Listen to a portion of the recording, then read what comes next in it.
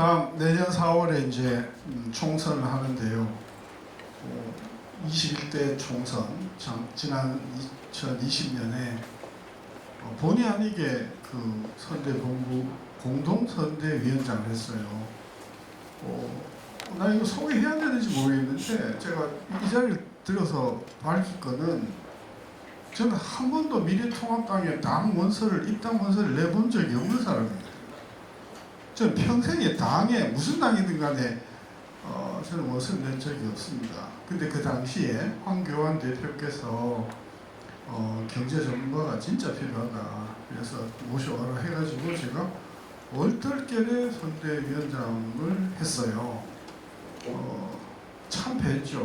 얼굴을 못 들겠는데, 그 다음에 아까 뭐 잠깐 그 대통령 선거 정책 공부를 했는데, 문제는요, 제가 이야기하는 정책을 듣진 않아요. 네. 대한민국이 잘 되려고 하면 재벌이 잘 돼야 되겠어요? 중소기업이 잘 돼야 되겠어요? 우리는 지금 대기업은 대한민국 역사상 이렇게 대기업이 잘 된 적이 없는 한 20년을 보냈잖아요. 근데 우리 경제는 계속 어렵잖아요. 그러니까 대기업이 정답이 아니라는 이야기잖아요. 그래서 제가 대통령 후보 붙들고 계속해서 박근혜서부터 중소기업이다 기재부 없애고 중소기업 장관을 경제부총리로 해야만 대한민국 경제가 사는, 이런 이야기를 계속 많이 했는데 그 이야기 싹 빼고 저기 처음 대통령, 그러니까 대통령이 박근혜가 때도 그렇고 뭐 윤석열 대통령 때도 그 제 미래는 굉장히 캄캄한 거죠, 사실. 그래서 아까 제가 보니까 그런 생각이 나서 그러고요. 제가 확실한 건 정치인은 저는 아니다. 저는 평생을 경제 가지고 여태껏 버텨온 사람이다. 따라서 저를 꼴통 보수라든지 이런 이야기는 좀 안 해줬으면 좋겠다. 자, 금년에 경제 성장률 얼마쯤 나올 것 같아요? 그러니까 우리 밥맛이 좀 없지만 그래도 좀 해야 그죠? 금년 성장률이 얼마쯤 나올 것 같아요? 추경호는 얼마래요? 얼마요? 1점? 네. 우리 경제에 너무 관심이 없으시군요. 그러면 추경호 장관이 상저하고 이야기한 건 아시죠? 상저의 상반기 성장률이 얼마였어요? 상반기 성장률이 얼마였어요? 0.9. 그러면 3분기가 얼마였어요? 1.4. 지금 4분기가 거의 다 지나갑니다. 그죠? 며칠만 있으면 4분기 끝납니다. 금년의 경제 성장률이 아까 얼마라고 제가 물어봤는데 1점 지금 추경호는 4는 된다고 지금 계속 큰 소리 치고 있어요. 예. 근데요, 3분기가 얼마였냐면 1.4 나왔거든요. 근데 1.4도 제가 들어가 보니까 반올림해서 1.4더라고요. 그러면 1분기 0.9, 2분기 0.9, 3분기 반올림해서 1.4. 그러면 4분기가 도대체 얼마가 되어야 연에 1.4가 나오겠냐고요. 결론, 금년에 1.4 안 나온다는 거죠. 그죠? 근데 한국은행은 아마 분명히 속보치 낼 때, 내년도 1월 달에 속보치 낼 때 아마 1.3 얼마 이렇게 낼 거예요. 근데 왜? 속보치는 나중에 잠정치할 때 고치면 되거든. 결론, 금년 경제 성장률은 1.2 나오기가 매우 힘들다. 근데 금년의 경제 성장률을 얼마로 전망했죠? 작년 요맘때? 우리 작년 요맘때요, 요 행사를 어디서 했냐면 한강에 그 좋은 배도 배 같지도 않는 배에서 했어요. 그렇죠? 네. 그때 작년에 하도 엉뚱한 수치를 들이대어서 제가 좀 말씀드릴게요. 작년 12월 달에 한국은행이 금년 성장률을 얼마로 잡았냐면 1.7 봤어요. 그 다음에 기재부가 얼마 받냐? 조금 양심적이네. 1.6. 진짜 황당한 인간들은 KDI야. 1.8. 더 황당한 데가 있어. 현대경제연구원 2.2, IMF 2.0, OECD 1.8. 요 수치가 작년 요맘때의 금년의 경제 성장률이 얼마라고 전망한 전 세계 가장 영향력 있는 연구기관들이 한 겁니다. 근데 결론은 뭐냐? 1.2가 지금 겨우 나올똥 말똥할 정도로 경제가 추락을 했어요. 그래서 이 전망이라는 것 자체가 그죠? 허망하다. 특히 KDI 전망은 보면 안 된다. 한국은행은 조금 낫다. 왜? KDI는 기재부의 영향을 많이 받아요. 좀 쓴소리 하면요, 뭐 자르지는 못해도 소록도 가서 근무하고 그래야 돼. 그래서 KDI 리포트는요, 안 보는 게 좋아요. IMF는 더 뻥이야. IMF는요, 한국을 진짜 몰라요. 걔네들이 한국을 어떻게 공부하는 줄 아십니까?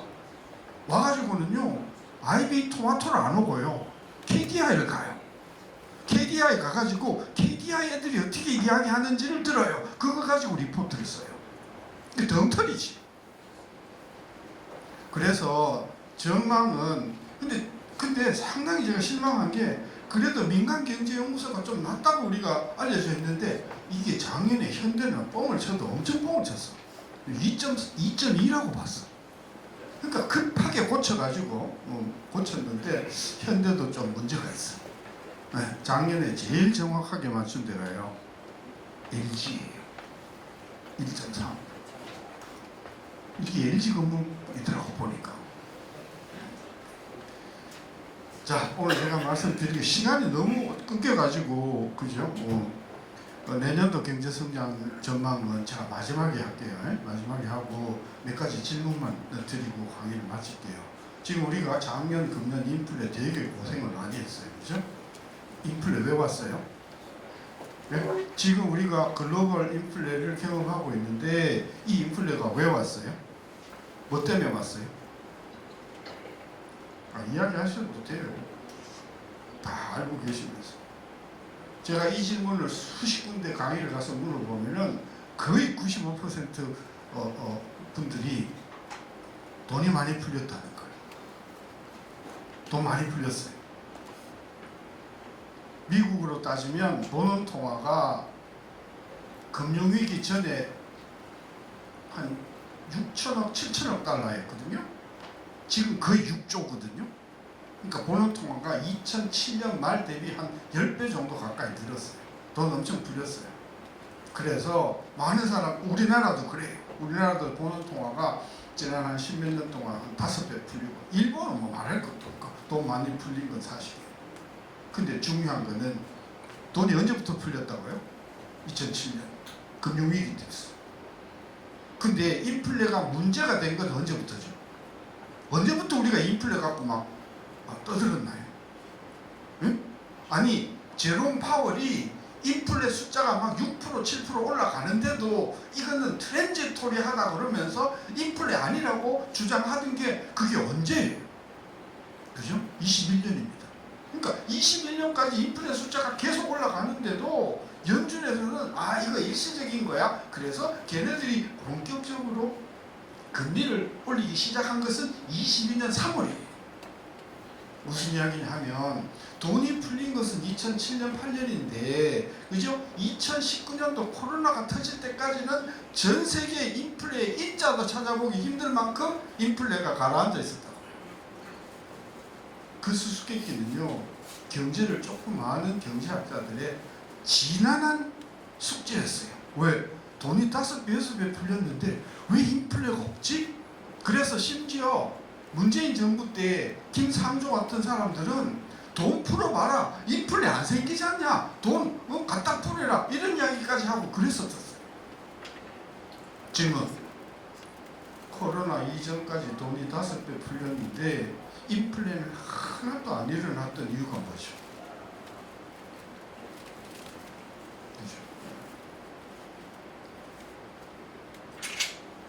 우리가 그걸 모르면 인플레에 대한 해법을 그죠? 모른다는 이야기죠. 자, 연준이 돈을 풀 때는 그냥 길거리에 그냥 헬리콥터로 돈을 뿌립니까? 아니면 누구를 부릅니까? 누구를 부릅니다. 그 부르는 사람은 누굽니까? 여러분은 아닙니다. 확실합니다. 그죠? 네. 미국이 연준이 돈을 풀 때는 파트너가 제한되어 있어요. 미국 같은 경우에는 인베스트먼트 뱅크예요. 우리나라 같은 경우에는 일반적으로 커머셜 뱅크예요. 시중은행이에요. 왜 그러냐면은 우리나라는 시중은행의 사이즈가 커요. 미국은 원래 은행 자체가 그 스테이트 로에 의해서 준법은행이기 때문에 원래 규모가 크지 못했었어요.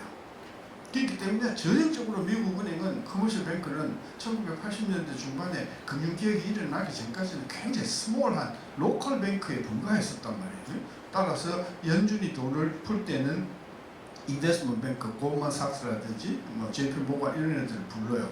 이래 가지고 돈을 풀면서 뭘 받아요? 뭐지? 주식을 안 받아요. 뭐지? 채권, 회사채 안 받아요. 뭐? 오로지 국채만 받아요. 일반적으로 그래요. 근데 금융위기 때는 이제 상황이 심상치가 않으니까 디벤처를 받고도 풀었지만, 즉 민간은행이 발행한 채권도 받고 돈을 풀었지만 일반적으로 국채를 받고 돈을 푼단 말입니다. 그럼 증권회사는 일단 자기가 갖고 있는 증권을 주고 대신 현금을 받았단 말입니다. 이 사람들이 그 돈을 가지고 뭐 할까요? 여러분 다 이 인베스트먼트 뱅크하고 관련이 있잖아요. 증권회사가 돈이 들어오면 오로지 생각하는 게 뭘까요? 땅 투기? 아니에요. 뭐지?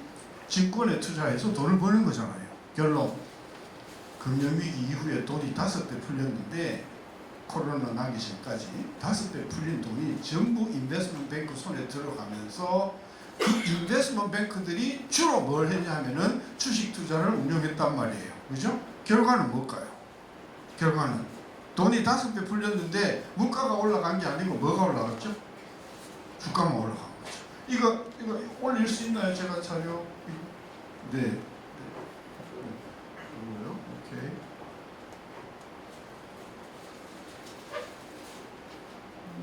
거꾸로 갔나요? 오케이, 이겁니다. 이게요, 2007년 말 대비 2019년도 말 통화의 비율입니다. 이게 4.5배잖아요, 그죠? 이게 파란 게 본원통화입니다. 본원통화 이렇게 풀렸는데 12년 동안 니켈 가격 한번 볼래요? 니켈 가격은요, 100을 기준으로 봤을 때 12년 동안 절반값으로 떨어졌어요. 돈이 그렇게 풀렸는데도 니켈은 50%밖에 안 됐고요. 서부 중진류도요 60%도 안 돼요. 그 다음에 CPI가 겨우 100 조금 넘고요. GDP도 겨우 150 정도밖에 안. 그러니까 12년 동안 돈 5배 풀렸는데 다른 변수는 거의 인플레를 포함해서 전혀 변화가 없고 오로지 뭐만 뛰었냐? 나스닥만 뛰었던 거예요. 그게 뭐냐면 돈을 풀었더니 그게 전 어디에서만 놀았다고? 증시에서만 논 거예요. 그게 물가가 안 올라갈 수밖에 없지. 그죠? 네. 자, 그런데 코로나가 딱 터지고 나서 2019년서부터 스토리가 달리 바뀌는 겁니다. 2019년서부터 22년도까지 3년 동안 본원통화는 1.5배 늘었어요. 1.5배 늘었는데 그 1.5배 늘어나는 동안에 이거 볼까요? 나스닥이 빨간 거잖아요. 나스닥은 오히려 돈 늘어난 것보다도 오히려 빠졌어요. 그죠? 거의 3년 동안 19년 말 대비 20, 21, 22, 3년 동안 나스닥은 그죠? 거의 3년 동안 변동이 없었다는 거고 소비자 물가도 거의 변동이 없었다는 거고 뭐가 뛰었냐? 니켈, 그 다음에 대두, 옥수수 이런 것만 뜬 거예요. 그죠? 뭔 이야기입니까? 코로나 이전에는 돈을 풀면 전부 증시로 흘러갔어. 근데 코로나가 딱 터지고 나서는 돈을 풀면 그게 증시로 안 가고 딴 데로 갔어. 어디로 갔다? 원자재 시장으로 갔다는 거죠. 보여드릴게요. 이게 글로벌 인플레이션의 기본적인 해부입니다. 봅시다. 코로나가 2019년 12월 말에 터졌습니다. 그 전까지 이 서부 중진류 웨스턴 텍사스 인터미디엇은 배럴당 60불에서 거의 4, 5년째 변동이 없었습니다. 코로나가 딱 터졌습니다. 락다운입니다. 전 세계가 프리즈 됐습니다. 그러니까 이 주식을 갖고 있던 사람들이 주식을 다 들고, 이 사람 지금 현금을 들고 있습니다. 현금을 들고 있는 동안에 주가도 폭락하고, 그 다음에 전 세계가 락다운 되니까 막 유가도 떨어지고 뭐 세상에 하여튼 다 떨어졌습니다. 그래서 배럴당 유가가 얼마까지 갔냐면 15불까지 갔었습니다. 75% 떨어졌습니다. 정점이 언제죠? 예? 바닥이 언제죠? 바닥이 20년 3월 4월입니다. 그럼 얼마 동안 떨어졌죠? 3개월 떨어졌습니다. 그리고 치오릅니다. 그러면 2020년 3월이면은 코로나가 완전히 잡혔습니까? 아직 시작도 안 했답니까? 시작도 안 할 때인데 이미 원자재 가격이 뛰기 시작하는 겁니다. 이건 뭐로 설명할 겁니까? 경기가 활황이 될 거라고? 수요가 살아날 거로? No! 그동안 어마어마하게 주식에서 돈 번 사람들이 다음에 돈벌이는 뭐가 될까를 계속 궁리하고 있다가, 이제서부터는 원자재야 라고 원자재 시장에 들어오는 계기가 있었습니다. 그 계기가 20년 3월 4월에 발생을 하는데, 그게 뭐냐 하면은요, 여러분 우리나라는요 마스크 껴라 그러면요 진짜 잘 낍니다. 마스크 벗어도 된다 해도 끼고 다녀요. 아직도. 제가 지난주에 부산을 갔더만 특히 부산이 심해. 지하철을 탔는데 50% 이상이 마스크 끼고 있더라고요. 저는 마스크 벗지 마라 할 때도 벗고 다녔는데,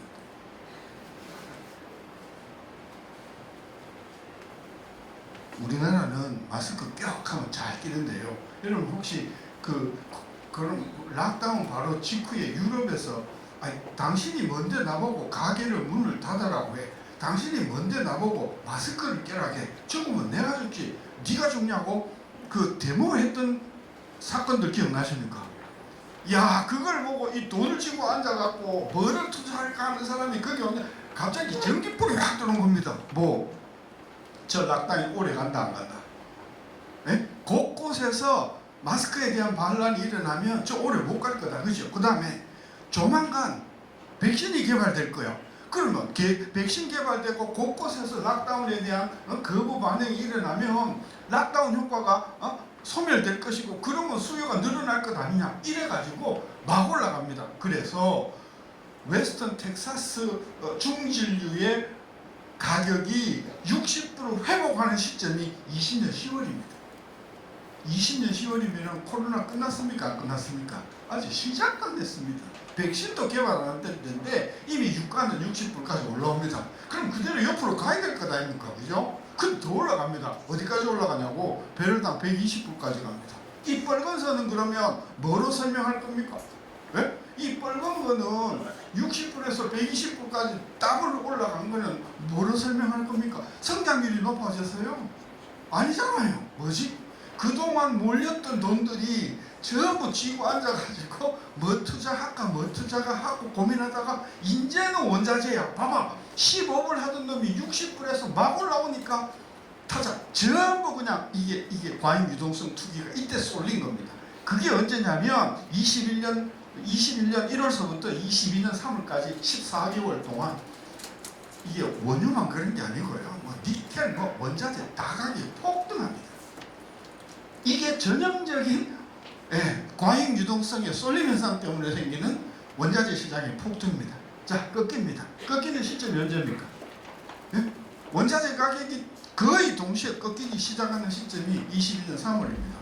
그때 뭐 있었습니까? 아까 그랬잖아요. 파월이 드디어 인플레는 트랜지토리 하지 않고 그냥 스트럭처럴한 거다. 따라서 우리 기준금리를 앞으로 올릴 거다. 해가지고 0.5 올리고, 그 다음에 바로 0.75, 0.75, 0.75, 0.75 스트레이트로 4번 올리고, 그 다음에 0.5, 그 다음에 0.25 이렇게 올렸던 겁니다. 따라서 이때서부터 꺾이기 시작한 시점이 뭐 때문에 꺾이냐 하면은 기준금리 올릴 거야.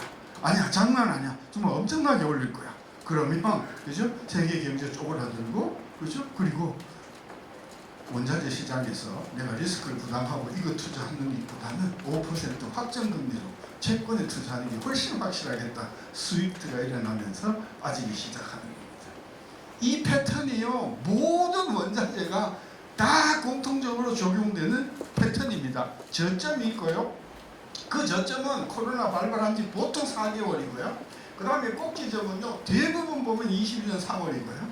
그 중간에 대부분 쫙 올라갔다가 꺾이기 시작하는 게 이거다. 결론. 최근에 들어와서 작년 이후서부터 원자재 가격이 꺾이기 시작하는 결정적인 이유는 뭐다? 기준금리를 올린 거다. 오케이. 그럼 질문 하나 드릴게요. 신 교수 말이 맞다고 하면 근본적인 질문은 뭐냐? 코로나 이전 수준하고 비교해 봤을 때 앞으로 원자재 가격이 코로나 이전 수준보다는 높을 거냐 낮을 거냐 이거 궁금하지 않습니까? 그럼 비교해 봅시다. 코로나 이전의 실물 경제하고 코로나 이후의 실물 경제를 비교하면 어디가 경제가 더 나쁠까요? 힌트. 코로나 이전의 대출 금리는 3%, 지금 코로나 이후의 대출 금리는 보통 지금 한 6%에서 7%에서 8%. 어디가 더 경제가 더 나쁠까요? 어디가 더 수요가 더 쪼그라들까요? 앞으로다. 그죠? 그러면 원자재에 대한 수요는 코로나 이전에 비교했을 때 코로나 이후가 훨씬 더 못할 것이다. 결론은 뭐다? 원자재 가격은 전부 코로나 이전 수준을 뚫고 내려갈 거다. 저는 그렇게 봅니다. 지금 코로나 이전 수준까지 딱 왔는 원자재가 몇 개 있습니다. 뭔지 아십니까? 옥수, 밀은 지금 코로나 이전 수준을 100으로 놨을 때 지금 98까지 와 있고요. 옥수수가 102고요. 예, 오늘 WTI 가격이 68불인데 이때가 61불이었거든요. 여기 61불이니까 68불이니까 지금 한 12% 정도. 모든 원자재의 지금 가격은요 코로나 이전 수준의 10%에서 12% 내외까지 와 있어요. 저는 내년 되면 전부 100을 뚫고 내려갈 거다고 저는 생각합니다. 아니 연준이 기준금리를 안 올려도 저는 갈 것이다. 저는 그게 오늘 첫 번째 꼭지입니다. 이게 지금 제가 그림을 그린 건데 시간이 없어서 제가 다 못 보여드리고 일단은 궁금하시면 이거 다운로드 받으시고 저한테 이야기하시면 제가 이거 최신 버전을 보내드릴게요. 지금 여기 10월치인데 제가 어제 11월 끝까지 업데이트를 했거든요. 오케이. 그 다음에 제가 드리고 싶은 두 번째 꼭지는 뭐냐 하면 여기가 이게 없네요. 여기 없네요. 올드 버전이네요. 두 번째 질문. 원자재 가격은 이제 더 이상 이슈가 아니다. 지금 현재 원자재 가격은 전년 동기비로 따지면 전부 지금 마이너스 5%에서 지금 10%로 지금 많이 내려와 있는 수준이다. 그러면 원자재 가격이 저렇게 많이 잡히면은 물가는 잡힐까요? 원자재 가격이 전년 동기비로 전혀 안 움직인다. 0%다 라고 하면 물가는 잡힐까요? 신 교수 질문 항상 정답은 두 번째 게 정답입니다. 참고하시고. 오케이. 자, 우리나라 경제 규모가 얼마인가요? 달러로 2조 달러. 오케이. 그럼 2조 달러면 요거는 매출 기준일까요? 부가가치 기준일까요? 두 번째 거라고 했잖아요. 그러면은 우리나라 경제 규모를 매출로 따지면 얼마쯤 될까요? 그럼 부가가치 비율을 적용하면 되죠, 그렇죠? 우리나라 부가가치 비율은요 업종마다 다 다릅니다. 부가가치 비율이 되게 낮은 업종이 있어요. 제조 10% 안 됩니다. 반면에 부가가치율이 엄청나게 높은 업종이 있습니다. 제일 높은 업종이 변호사. 왜? 재료를 일체 쓰지 않습니다. 그랬더니 변호사 하는 친구가요.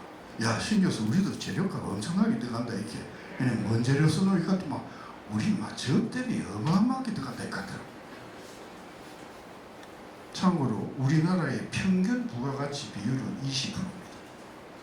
그 뭔 이야기냐? 매출은 부가가치 5배다는 이야기입니다. 그래서 우리나라 경제는 부가가치로 따지면 2조 달러지만 매출로 따지면 10조 달러입니다. 오케이.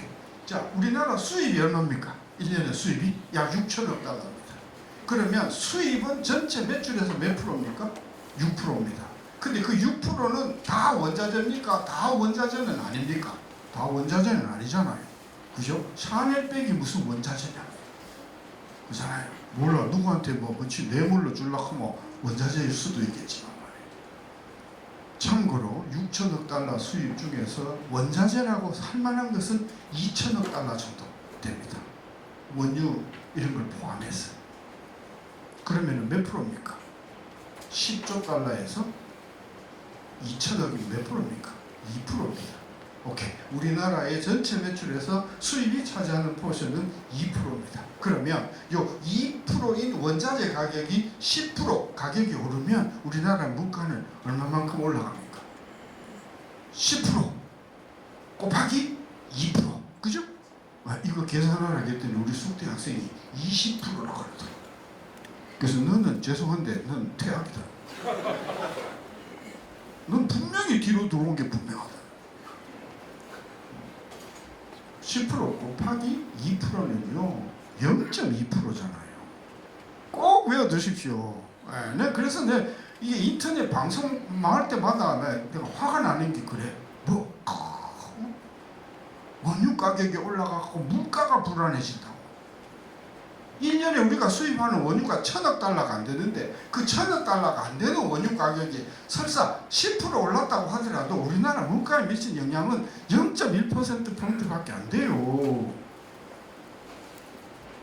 마치 이거예요. 우리 손톱을 깎으면 몸무게 가벼워집니까? 안 가벼워집니까? 왜? 가벼워지지. 문제는 안 보인다는 거지.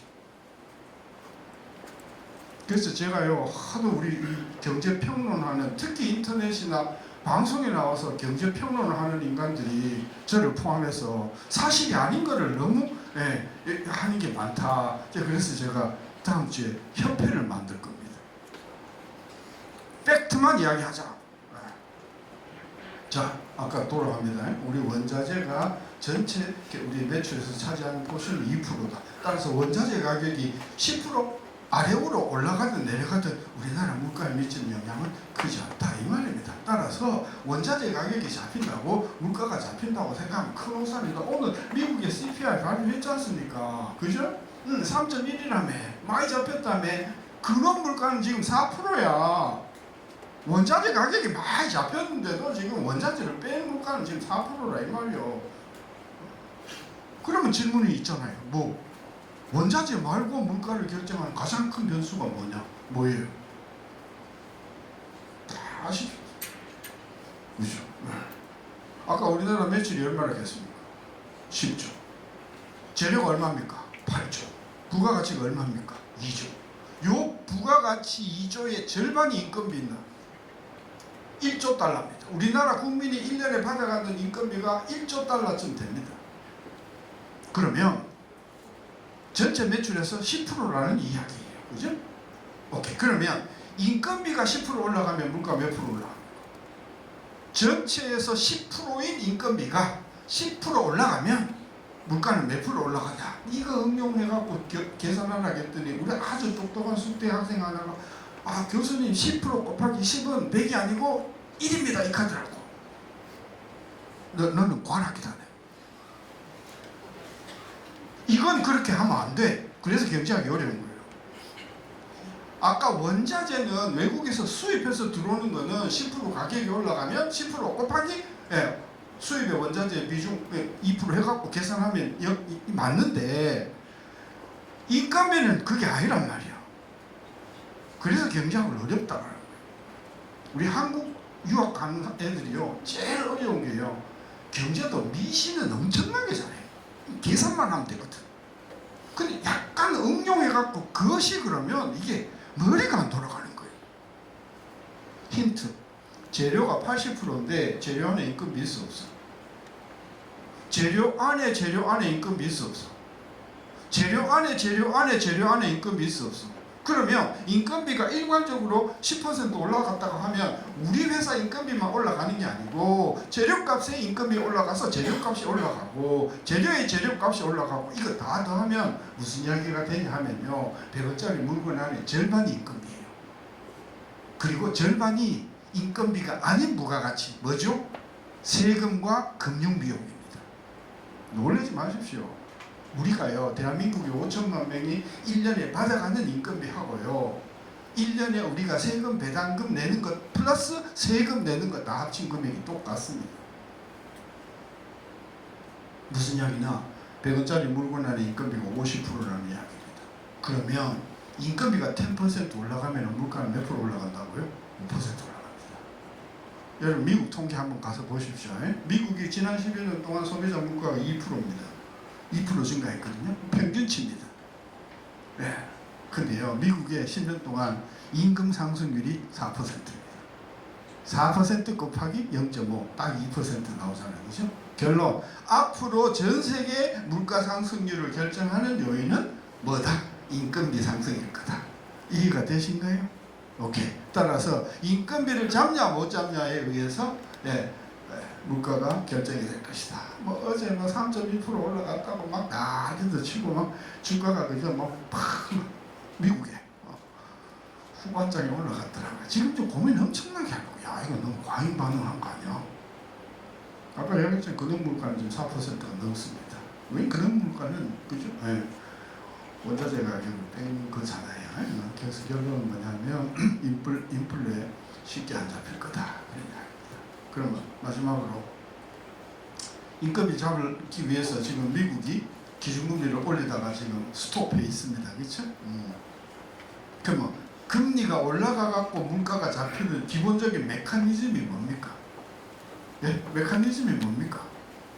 여러분 아까 제가 말씀드렸죠. 사실 100원짜리 물건을 따지고 보면 상당 부분 이자 비용이 들어가 있다겠어요? 안 들어가 있다겠어요? 우리 이 레스토랑 주인이 수십억을 빌려가지고 이 영업을 하고 계신데 수십억을 빌렸는데 이자율이 올라가면은 비용 부담이 커지니까 와인 가격을 올릴까요? 안 올릴까요? 놀라지 마십시오. 이자 비용이 올라가는 만큼 물가 상승 요인이 있는 겁니다. 아무도 이야기를 안 해서 그러지. 그런데 미국은 우리나라도 마찬가지지만 우리나라는 조금 덜해, 그렇죠? 이창용 총재가 금리를 덜 올렸으니까. 미국이 기준금리를 올려가지고 물가를 잡겠다라고 하는 기본 메커니즘이 뭐냐고요. 아까 이야기했잖아. 기준금리 올라가면 물가 상승 요인이 있다고 했는데 정답은 뭐냐? 회사가 절반 정도 부도가 나야 돼. 그래서 근로자들이 제발 봉급 깎아도 좋으니까요. 제발 파이어만 시켜주지 마십시오. 라는 상황이 되어야 돼. 심각한 경기 침체가 와야 돼. 그러지 않고 물가가 잡히려면 다시 말하면 금리를 화끈하게 올려가지고 경기를 죽여서 물가를 잡지 않으려면은 어정쩡한 상태로 굉장히 그저 높은 수준의 인플레가 상당 기간 지속이 된다 이 말입니다. 지금 미국 2% 그저 25년에 잡는다고 그러는데요. 한번 두고 봅시다. 그 전에 큰 경기 침체가 없으면 그죠? 그렇게 쉽게 지금도 지금 기본 임금의 상승률이 미국 4%거든요. 4%이기 때문에 그것 때문에 지금 물가 상승이 기본적으로 2%가 깔려있다 그 말씀입니다. 자, 시간이 많이 지났으니까 제가 준비한 자료는 아까 이거요. 그거고요. 두 번째는요. 우리나라 수출 증가율을 보면은 8대 수출 증가율을 보면은 석유와 차량, 그죠? 석유와 차량을 요거 22년 자료입니다. 금년 자료는 잘 안 돼. 22년도까지의 수출을 비교해 보면은 그죠? 지금 요 한 두 개 빼면은 전부 지금 헤매고 있고요. 뭐 지금 뭐 안 좋습니다. 2023년 들어오면 스토리가 더 지금 굉장히 안 좋습니다. 여러분 작년 금년 상반기까지 자동차 수출 잘 됐잖아요, 그렇죠? 대한민국이 이끌고 온 게 수출인데 그 중에서 자동차 수출이 주종이었잖아요. 최근 수출 통계 한번 보실래요? 자동차 지금 엄청난 속도로 꼬나받고 있습니다. 반도체는 뭐 작년서부터 꼬나받겠는데요. 그래서 지금 스토리가 수출 스토리가 지금 상당히 지금 안 좋아지고 있기 때문에 우리가 내년도 이게 주식을 전망을 할 때는 금년에요 수출에 지각 변동이 일어났어요. 작년까지 잘 된다 하던 게 지금 굉장히 안 되고요. 그래서 그 지각 변동을 잘 읽어야만 판단이 될 거다 이 말씀이고, 제가 또 강조하고 싶은 건 뭐냐 하면은 작년도 생산이 2019년도 생산에 비해서 절반 이상이 지금 2019년도 생산도 지금 못하고 있다 이 말입니다.